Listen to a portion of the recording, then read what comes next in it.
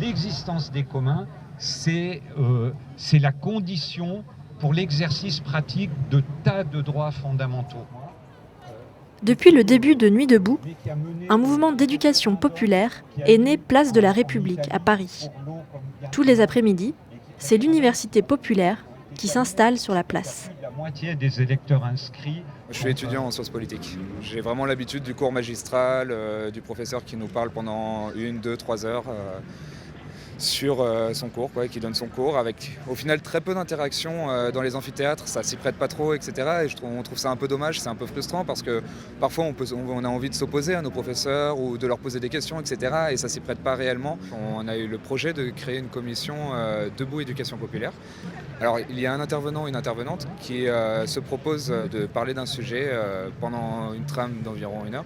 En gros, il ou elle prépare une petite intervention d'une vingtaine de minutes. Et le but, c'est qu'il y ait après beaucoup d'interactions avec les gens. On a aboli tout statut de l'intervenant, où c'est juste le prénom, nous parle de telle chose. Voilà. Et c'est un peu le principe, c'est de créer vraiment de l'horizontalité et d'avoir un partage de savoir, de connaissances entre l'intervenant ou l'intervenante sur le sujet et la foule, les gens qui sont là pour pouvoir apporter aussi leur petit brin de connaissances. Aujourd'hui, on parle des communs. Ces ressources matérielles ou immatérielles, les rivières, les savoirs ou encore les logiciels libres, qui se situent entre le marché et l'État. Très souvent, il faut des compétences expressives pour contribuer au commun. Alors, c'est pas forcément s'exprimer dans la langue écrite ou dans la langue orale, ça peut être aussi s'exprimer par d'autres formes de médias. Pourquoi c'est important pour vous les communs ? Les communs, c'est important parce que c'est la grande nouveauté par rapport à 150 ans où on a vécu dans un face-à-face entre l'État et les marchés économiques. J'étais d'abord dans la recherche scientifique classique, technique en informatique, et ensuite j'ai travaillé pour les services de la Commission européenne, et là j'y ai défendu des logiques de commun comme les logiciels libres. En 2003, j'ai écrit un texte qui était une tribune dans un journal qui s'appelait Vers une coalition des communs. Bon, ça fait 13 ans, quoi. Et ça existe plus aujourd'hui que ça existait en 2003. Et ce qui est très très nouveau ici, c'est la fusion amicale entre les gens qui sont préoccupés de l'état social et les gens qui sont préoccupés des communs. J'ai un exemple concret qui est celui de mon grand-père qui était maire d'un petit village de montagne dans les années 90. Qu'un jour on est venu le voir avec une mallette remplie de billets et qu'on lui a dit tu vas privatiser l'eau du village, quoi. Donc il y a un véritable problème de corruption derrière parce que voilà, c'est ça, de privatisation des biens communs, quoi. Ouais, c'est très vrai, et c'est pour ça que, par exemple, il y a un grand débat sur ce qu'on appelle soit les ressources génétiques, soit les savoir-faire traditionnels, tout ce qui a été produit pendant des milliers d'années par des communautés dans des tas de pays. Et l'Organisation mondiale de la propriété intellectuelle, elle a une solution toute faite. Elle dit on va leur donner des droits de propriété. Est-ce qu'une personne veut intervenir ? Il nous reste encore 3 minutes sur ce sujet-là. Je voudrais juste parler de mon expérience. Moi, je suis plasticienne.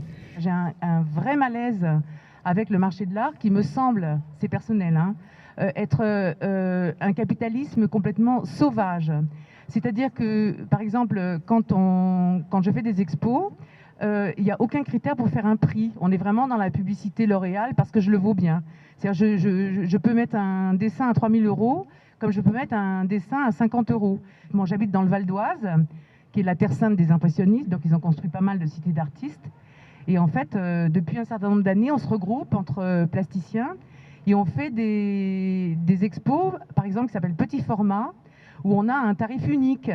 On essaye un peu de casser les règles du marché de l'art, mais évidemment c'est extrêmement difficile, on est extrêmement marginal, et moi je me compare pratiquement aux paysans de la Confédération paysanne. J'essaie de faire de la production consommateur direct, mais c'est extrêmement difficile. Je voudrais savoir si vous avez quelque chose à dire à ça.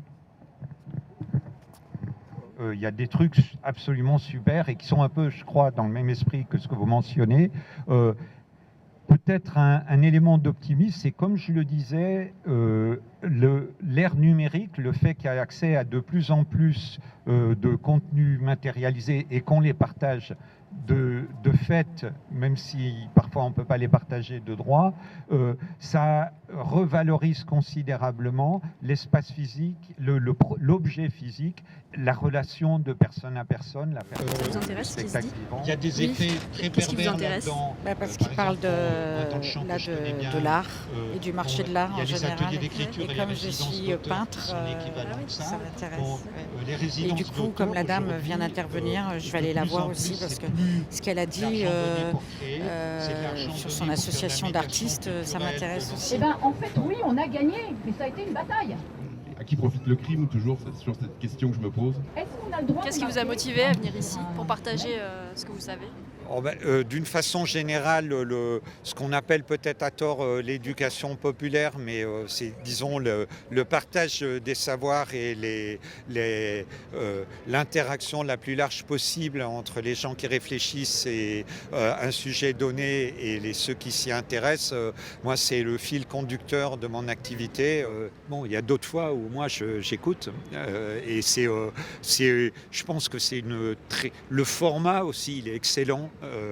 Les 20 minutes plus 40 et tout le monde le respecte ici. C'est pas du tout comme dans les conférences où on dit c'est 45 minutes et 15 minutes de questions et puis au bout du compte c'est 59 minutes et 1 minute de questions. Par contre la participation, la ségrégation géographique et la ségrégation sociale, elle continue à ne pas être dépassée par ce mouvement. Vous voyez pas beaucoup même dans les jeunes, il y en a peu qui viennent des banlieues. Moi, je fais beaucoup de trucs d'éducation populaire dans des fins fonds du 93 ou du 77. Bon, mais n'empêche, quand je vais là-bas, les publics que je vois, c'est les enseignants, les bibliothécaires, quelques étudiants. C'est pas ceux que dans mes représentations, avec qui j'aimerais pouvoir discuter, quoi. Ici, on est un laboratoire de l'acquisition de ces compétences d'interaction sociale. Et ce laboratoire est enthousiasmant.